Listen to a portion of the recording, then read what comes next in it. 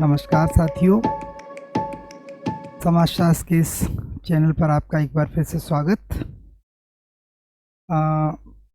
अभी हम लोगों ने जो पहला टॉपिक शुरू किया था सामाजिक समूह, कुछ बच्चों ने मुझे फ़ोन करके बताया सर आपका पढ़ा तो ठीक अच्छा रहे हैं लेकिन पीछे डिस्प्ले जो हो रहा है वो दिखाई नहीं पड़ता। तो आज से हमने थोड़ा सा इसको जूम करके पहला टॉपिक है इसको रिवाइज कर देते हैं। सोशल ग्रुप, इस पे हम लोगों की बात हो गई है। परिभाषा मैकाइलपेज ऑगवन नेमकॉफ।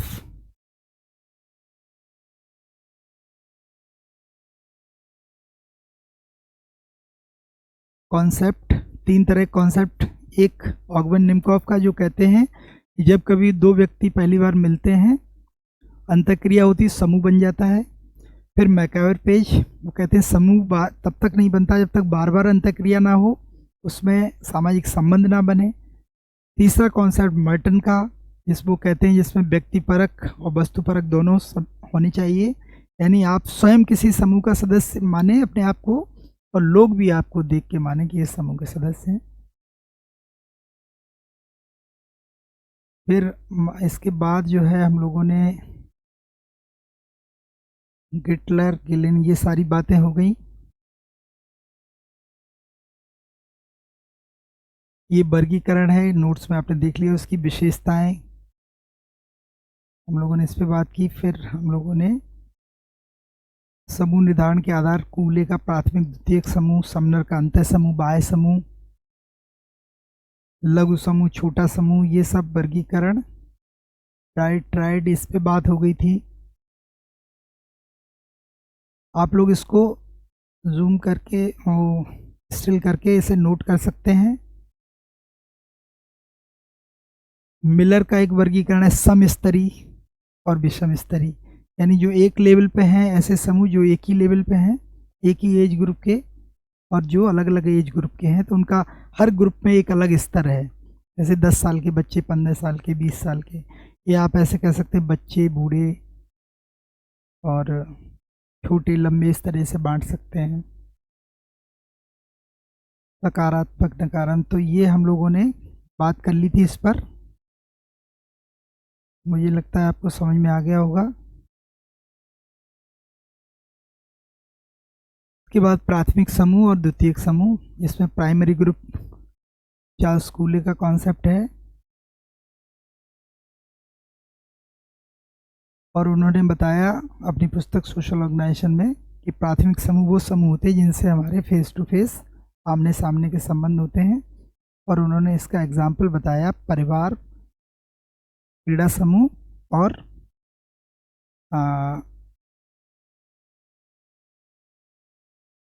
पड़ोस। तो इसकी डेफिनेशन, इसके जो उदाहरण है आप देखिए इन्हीं से आ जाते हैं, और इसकी विशेषताएं ये मर्टन ने बताई। कूले के अनुसार और एक मैकाइलपेज के अनुसार, तो कुल मिला के 8-9 एग्जाम्पल हैं। गांव, कार्य करने वाले, partnership, local brotherhood, the study group और द ट्राइबल काउंसिल। तो ये these are the example for primary group. उसके बाद हम लोगों ने इसका महत्व देखा। ये सब आप लोगों ने नोट कर ही लिया होगा, इसमें कोई खास बात नहीं है। आप जानते हैं प्राथमिक ग्रुप, ये किसने क्या कहा ये आप नोट कर लेंगे। मौलिक मानव संघों के प्रतिनिधि किम्बालिंग, कई बार पूछा गया स्टेटमेंट, यानी वो जब शुरुआत से जो कोई संघ बना होगा, छोटा सा ऑर्गेनाइजेशन, वो प्राइमरी ग्रुप ही होगा फ्रॉम वेरी बिगनिंग। तो ये है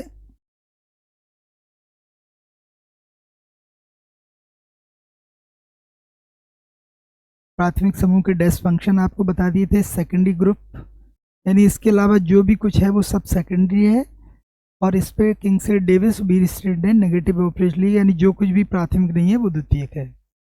फिर हम लोगों ने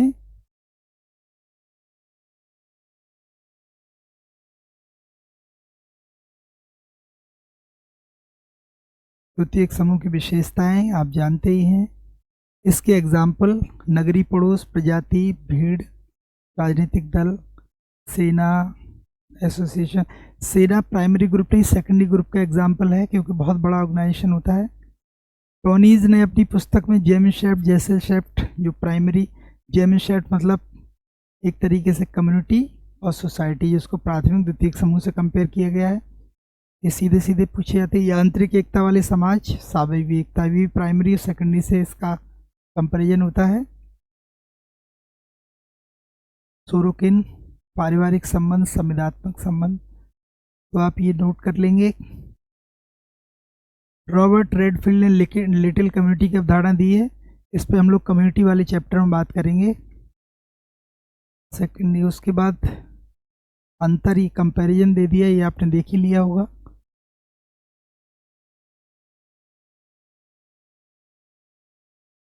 एग्जाम्पल, विशेषताएं, एक क्वासी ग्रुप है अर्ध प्राथमिक समूह, ये भी अवधारणा कूले ने दी है।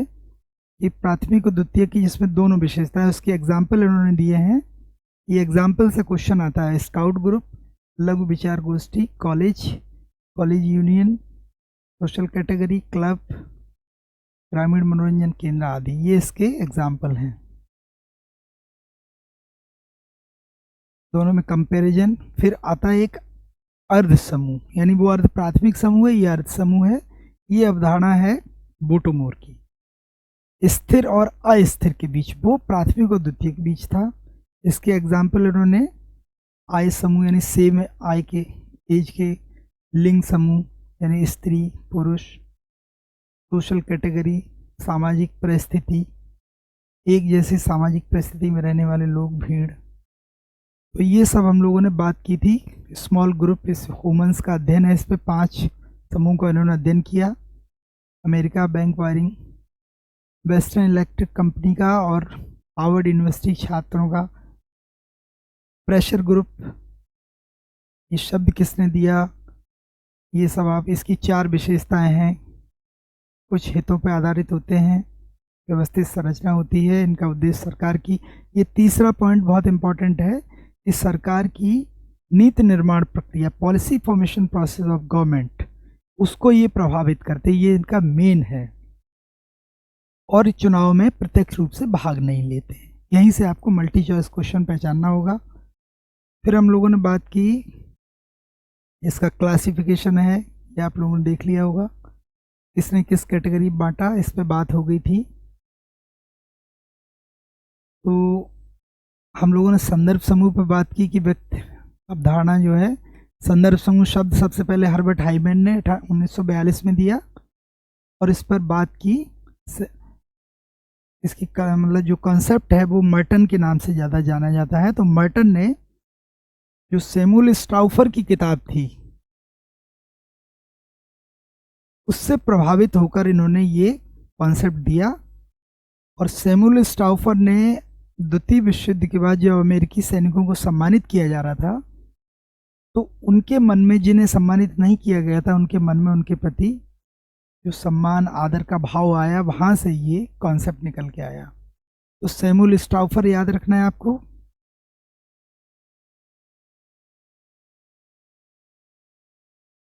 दी अमेरिकन सोल्जर किताब का नाम याद रखना है। और इन्होंने कहा कि संदर्भ समूह उसका अंतः समूह भी हो सकता है और बाह्य समूह भी हो सकता है, यानी जिसमें आप स्वयं जिसके मेंबर हैं उसमें भी हो सकता है, और आपका बाहरी समूह। तो ये कुछ सापेक्ष वंचना क्या है, रिलेटिव डिप्राइवेशन, ये वहीं से आया है शब्द। कि अमेरिकन सोल्जर का अध्ययन जब उन्होंने किया, तो जिन सैनिकों को सम्मान मिल रहा था, जिनको नहीं मिल रहा था, तो उनके मन में एक हीन भावना आ रही थी, वहां से ये रिलेटिव डिप्राइवेशन शब्द आया है। सैमुअल स्टाउफर ने अपनी किताब में बताया था, उसी से लिया इन्होंने। तो संदर्भ समूह के लिए पूर्वाभ्यासी समाजीकरण, एंटीसिपेटरी सोशलाइजेशन चाहिए। एंटीसिपेटरी का मतलब पहले से ही अभ्यास करने लगना किसी चीज़ का, भविष्य में प्राप्त होने वाली भूमिका का। तो ये इस पे हम लोगों की बात हो गई थी। सकारात्मक, नकारात्मक, कॉन्सेप्ट ऑफ संदर्भ व्यक्ति, इस पे बात हो गई थी। इसके प्रकार किसने क्या क्या बताए हैं,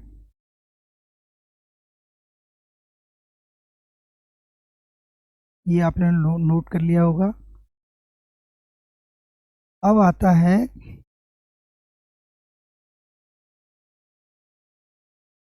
ये फैक्ट के रूप में आपने सारे इसका कौन सा कॉन्सेप्ट है ये सब नोट कर लिया होगा।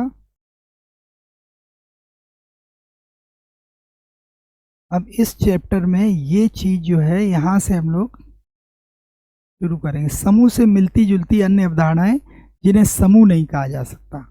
कुछ कॉन्सेप्ट ऐसे हैं जिनको बोलचाल की भाषा में कुछ लोग समूह कह देते हैं, लेकिन एक्चुअली में वो समूह नहीं है। उन्हें क्या कहते हैं, यहाँ से भी क्वेश्चन आता है। तो पहला है इसमें भीड़, द क्राउड। इसको देखते हैं, भीड़ क्या है।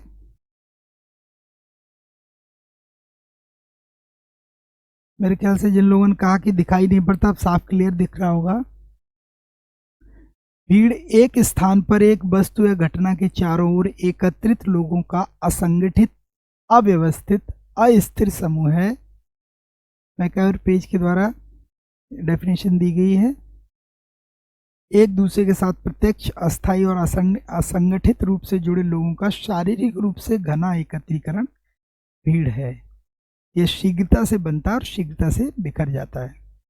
The crowd is physically compact aggregation of human beings brought into direct, temporary and unorganized contact with one another. It quickly created and quickly dissolved. इसी तरह से किम्बाल यंग ने बताया, इसी सामान्य केंद्रीय आकर्षण के चारों ओर पर्याप्त संख्या में एकत्रित लोगों का समूह भीड़ है। Crowd is gathering of considerable number of person around a center of place of common attention। तो ये इसका विशेषताएं हैं। इसका स्वतः स्पॉन्टेनियस क्रिएशन होता है, नहीं अपने आप कोई चीज़ बनती है। अचानक से कोई घटना घटी, उसके आसपास लोग एकत्रित हुए, पूछा क्या हुआ क्या हुआ, फिर अपना अपना काम से चले गए। फिजिकल प्रॉक्सिमिटी, यानी आपस में घने रूप से जैसे कोई घटना में लोग जुड़ते हैं तो वो घने होते हैं। अस्थायी, टेम्परेरी इन नेचर, क्योंकि वो उनकी जो नेचर है वो अस्थायी होता है। और इनमें sense of collective power, limited size होता है। ये पॉइंट इंपॉर्टेंट है, सेंस ऑफ कलेक्टिव पावर। इससे क्या होता है, अब इससे सिद्धांत आया है इन्होंने। भीड़ व्यवहार से संबंधित 3 सिद्धांत बहुत पॉपुलर है, उसमें एक पहला है समूह मन का सिद्धांत, concept of group mind theory. तो ये जो थ्योरी है group mind,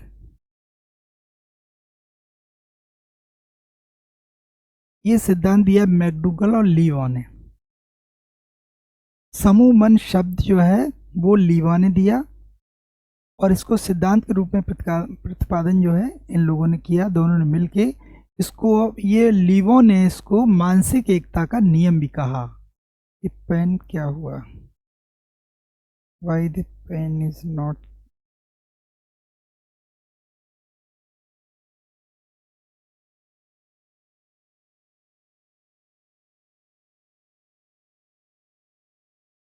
law of mental unity. ये पूछा जाता है कि ये मानसिक एकता का नियम किसका है, तो ये है लीवों का। अब आप नोट कर लिया होगा ये।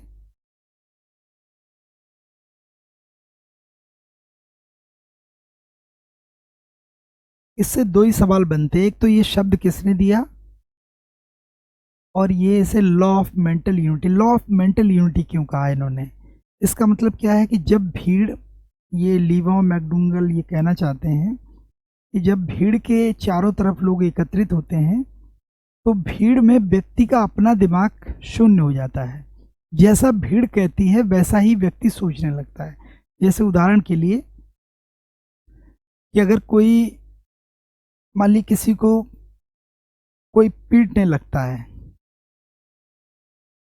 तो लोग पूछते क्या हुआ क्या हुआ, तो उसने कहा अरे ये पर्स लेके भाग रहा था, जेब काट के भाग रहा था। तो लोगों ने कहा और मारो इसको, 2 लातें मारो, खुद भी 2 लात मार दी, है ना। ये नहीं सोचा कि ये जो आदमी कह रहा है वास्तव में क्या ये पर्स लेके भागा, ये चोर है ये। तो उसको जो सब कहते हैं वही मान लिया जाता है।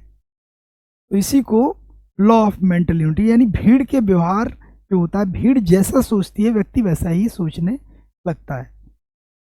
दूसरा, अवरुद्ध चालकों की मुक्ति का सिद्धांत, यानी दमित इच्छाओं का सिद्धांत। ये सिगमंड फ्राइड का सिद्धांत है। और सिगमंड फ्राइड जो है ये मनोवैज्ञानिक है, और इन्होंने ये कहा कि व्यक्ति के, ये पेन कैसे चलेगा,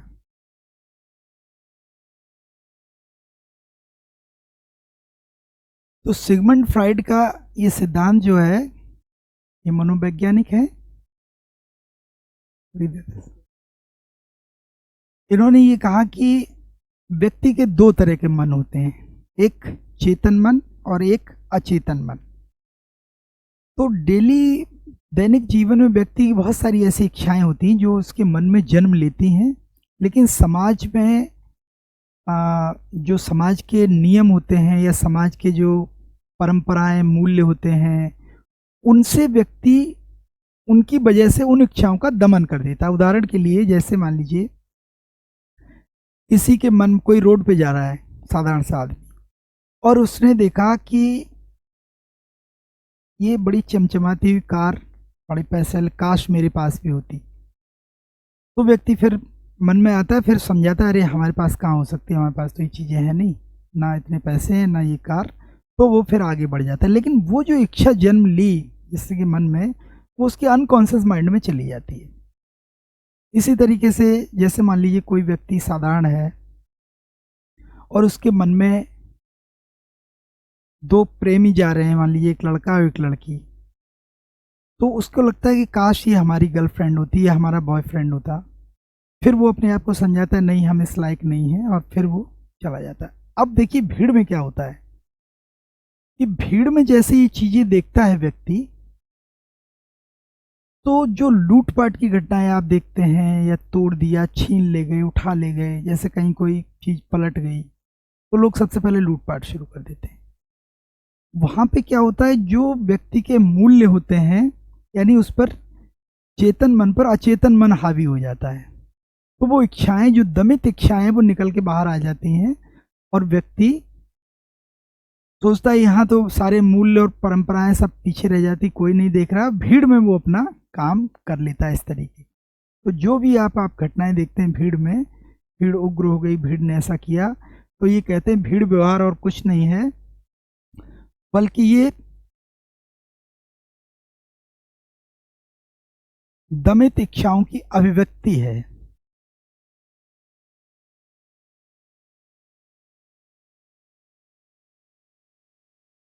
क्योंकि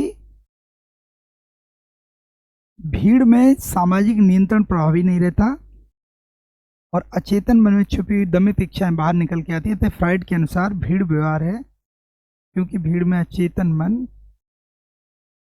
चेतन मन पर अचेतन मन हावी हो जाता है। ये कहना है फ्राइड का।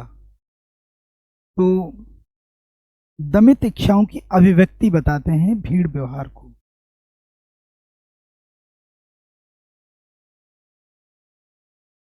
इसके बाद है पारस्परिक उत्तेजना का सिद्धांत, थ्योरी ऑफ इंटरस्टिमुलेशन, इंटर स्टिमुलेशन। इसके प्रतिपादक ऑलपोर्ट हैं। तो ऑलपोर्ट ये कई बार पूछा गया है, इस सिद्धांत के प्रतिपादक कौन है?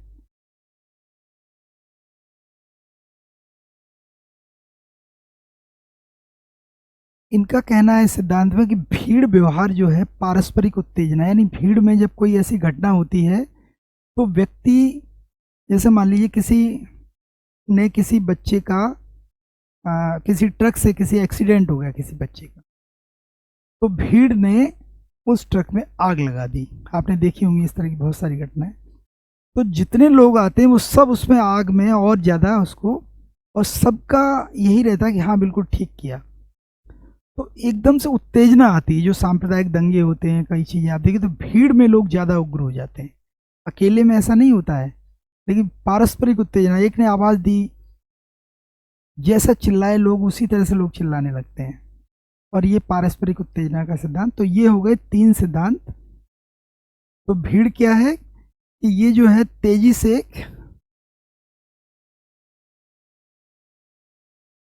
बनता है और तेजी से बिगड़ता है अस्थायी समूह। फिर आता है ऑडियंस, द श्रोता समूह। हम लोग उन पे बात कर रहे हैं कि ये कौन से कॉन्सेप्ट है जिन्हें हम समूह नहीं कह सकते, समूह से मिलती जुलती उदाहरण है। तो पहला हो गया भीड़, दूसरा है द ऑडियंस, श्रोता समूह। श्रोता समूह क्या है कि एक निश्चित उद्देश्य के लिए एक पूर्व निश्चित स्थान पर एकत्रित होने वाले, पूर्व निर्धारित समय और पूर्व निर्धारित स्थान, इसमें दो विशेषताएं हैं, पूर्व निश्चित समय और स्थान। एक प्रकार की सुसंगठित भीड़ कह सकते हैं, है ना। सुसंगठित का मतलब है इसी के लिए इसको श्रोता समूह या संस्थागत भीड़ भी कहा है। किम्बालियंग ने ये सवाल कई बार पूछा गया है कि श्रोता समूह को इंस्टीट्यूशनलाइज्ड क्राउड किसने कहा है? किम्बालियंग ने कहा है। ओके,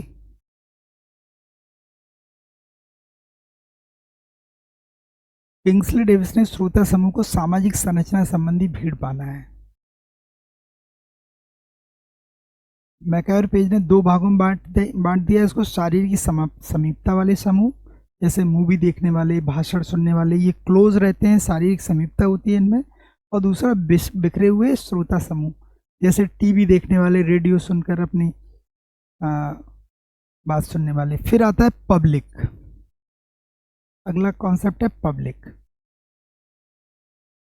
यह भीड़ तथा श्रोता समूह के बीच का समूह है जो ना तो संगठित होता है और ना ही असंगठित होता है। इसलिए क्योंकि श्रोता समूह की तरह शारीरिक समीपता नहीं होती और असंगठित नहीं है, इसलिए अलग अलग जगहों बिखरे हुए लोगों के विचार, इच्छाएं, रुचियां, मनोवृत्तियों में समानता पाई जाती है।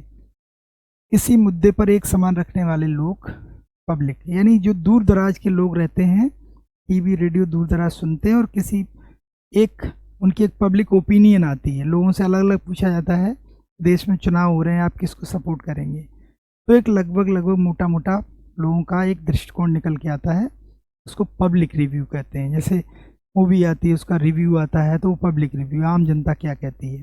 तो आम जनता, उनकी राय एक है किसी मुद्दे पे, लेकिन आपस में मिलकर अंतःक्रिया नहीं है, इसलिए उसे समूह नहीं कह सकते।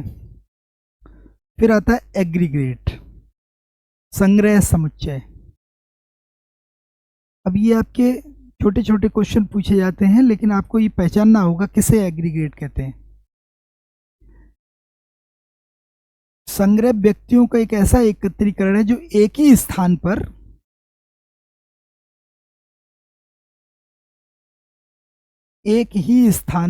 एक ही समय में पाए जाते हैं, ये इसकी विशेष बात है। जैसे मान लीजिए कि 12 बजे का सिनेमा का शो है, तो सारे लोग अलग अलग जगह से 12 बजे खिड़की के पास इकट्ठे हो जाएंगे, तो वो उनको जो है समुच्चय कहेंगे। या किसी एयरपोर्ट पे एयर बस का इंतजार करते हुए लोग, है ना। फिर है सोशल कैटेगरी।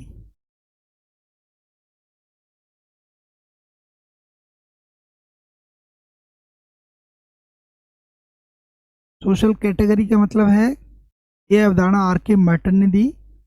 मर्टन के अनुसार सामाजिक संवर्ग ऐसे व्यक्तियों का संकलन, कलेक्शन होता है जिनके शारीरिक अथवा सामाजिक लक्षण एक जैसे हों, लेकिन अंतःक्रिया एवं संबंधों के अभाव हो, जैसे जाति, प्रजाति, वर्ग, आय समूह। अब ये जो एग्जाम्पल दिए हैं इन्होंने, ये हैं सोशल कैटेगरी। ये शब्द बहुत बार पूछा जाएगा।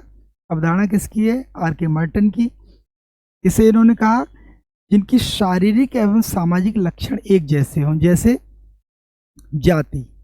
तो शारीरिक और सोशल कैटेगरी जो जाति की, एक जाति के लक्षण एक जैसे होते हैं। इसी तरीके से आय समूह, एक एज ग्रुप के लोग, या रेस, प्रजाति।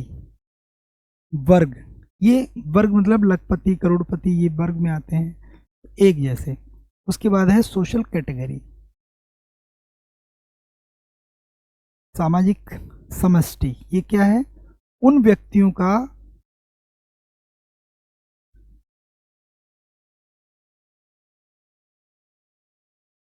ये उन व्यक्तियों को दर्शाता है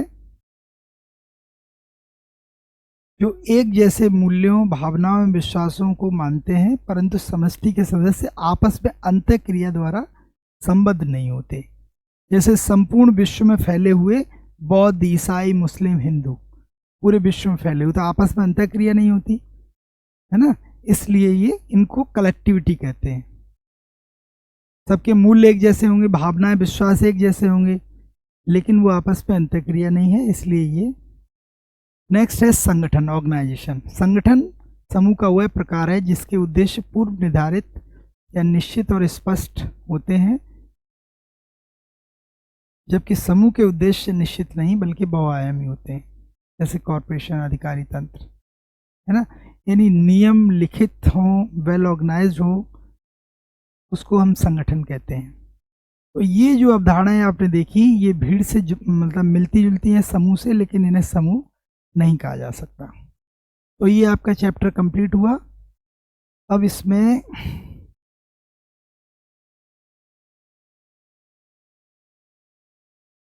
ये कुछ तथ्य एक नज़र में है, फैक्ट रिवाइज करने के लिए। जैसे मर्टन ने समूह निर्धारण के 26 आधारों का उल्लेख किया, ये कई बार पूछा गया है ना, 26 आधारों का, ये मेमोराइज करने का है। प्राथमिक समूह को सामाजिक संरचना इकाई कोशिका कहा। मर्टन ने अंतःक्रिया की कमी के कारण राष्ट्र या राज्य भी है, राज्य को भी नहीं कहा, यानी काफ़ी बड़ा है, समूह नहीं माना। और ये माना किसने है? मैकाय और पेज ने माना है दोनों को। पार्सन से हमारी मानवीकरण की प्रक्रिया प्राथमिक समूह में होती है, मौलिक मानव संघ। तो ये चीज़ें जो हम लोग पढ़ चुके हैं उनको एक ही जगह दे दिया गया है। सर्वप्रथम प्रयोग, ये आपके रिवाइज करने के लिए फैक्ट निकाल लिए गए हैं, यहाँ से क्वेश्चन आपके बनेंगे। तो this is all over about social group. पहला टॉपिक बेसिक कॉन्सेप्ट का हमारा कंप्लीट होता है, जिसमें हम लोगों ने इसको गहराई से देखा, इसके कितने फैक्ट किस तरीके से आते हैं। तो स्टूडेंट, आज हमारा जो बताने का उद्देश्य था कि चैनल क्यों खोला गया, आप लोग समझ गए होंगे। ये प्लेटफॉर्म आपका सही मार्गदर्शन करेगा। अगर आप लोग विश्वास करके और हमारे साथ चलते हैं तो मुझे लगता है कि जितने लोग हमारे टच में रहेंगे सब के सब क्वालिफाई करेंगे। मेहनत करने की ज़रूरत है। देखिए, हमने बताया कि व्यक्ति के पास समय निश्चित है और बहुत ज़्यादा इंतज़ार किसी चीज़ का बहुत समय ले, कहते हैं ना, का बरसा जब कृषि सुखानी। अगर आपने बहुत समय लेने के बाद कोई चीज़ अचीव की तो उसका कोई अर्थ नहीं है। समय से चीज़ें मिलनी चाहिए, इनमें बहुत टाइम नहीं लगता है ना। तो जो लोग वाकई इंटरेस्टेड हैं, सीरियस हैं, वो सीरियसली तैयारी करें और हमें बताएं कि हम सीरियसली तैयारी कर रहे हैं सर हमारा, तो हम आपको समय समय पे मोटिवेट भी करेंगे, है ना। तो जब आपका जो टारगेट है, जैसे पीजीटी है, असिस्टेंट प्रोफेसर है, तो आपको उससे ऊंचे लेवल की तैयारी करनी पड़ेगी। हम लोगों का ये टॉपिक जो बनाए हैं, ये आपके सिविल के हिसाब से हैं। जब प्री आईएएस और पीसीएस में हुआ करता था, तो इससे बाहर मुझे उम्मीद है कि नहीं जाएगा। आप लोगों ने एक नोट कर लिया होगा और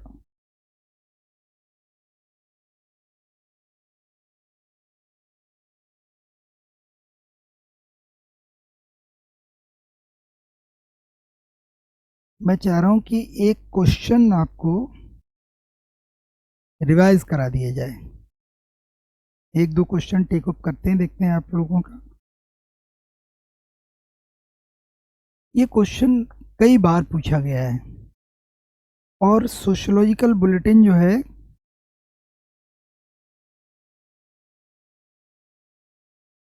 ये आप लोग जानते हैं कि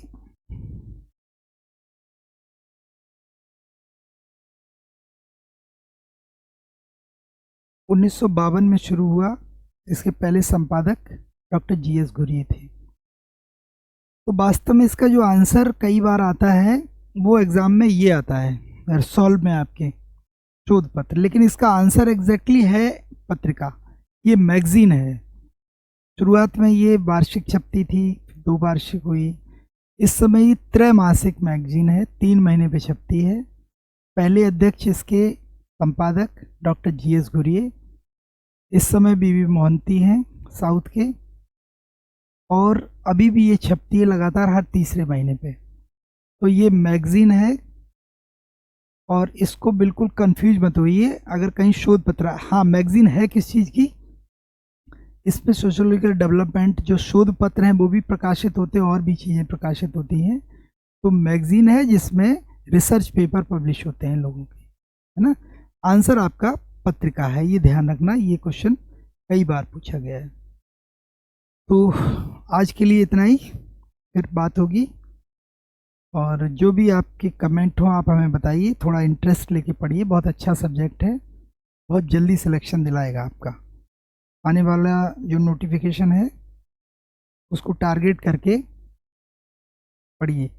बस अंत में एक बात यही कहूँगा कि वक्त का तकाजा है, तूफान से जूझो, कब तक चलोगे किनारे किनारे। Thank you very much, thank you.